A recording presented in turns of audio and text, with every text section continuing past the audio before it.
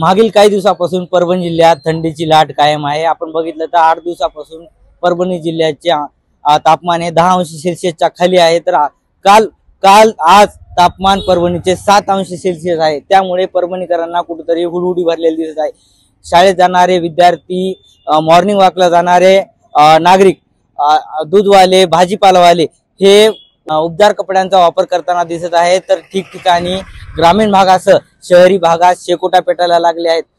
दिवसभर सकाळी जरी थंडी कायम असली तरी दिवसभर ही हवेत थंडी जाणवायला लागलेली आहे। ठिकठिकाणी शेकोट्या पेटायला लागले आहेत। परभणीकरांना जरी ही थंडी हुडहुडी भरवणारी असली तरी शेतकऱ्यांच्या पिकासाठी ही पोषक मानली जाते आहे। तर वृद्ध आणि मुलांना या थंडीचा परिणाम कुठेतरी जाणवायला लागला आहे। अनेक ठिकाणी वृद्ध मुलं हे आजारी पडताना दिसत आहेत। तर आपण बघितलं तर ठिकठिकाणी शेकोट्या पेटायला लागल्या आहेत।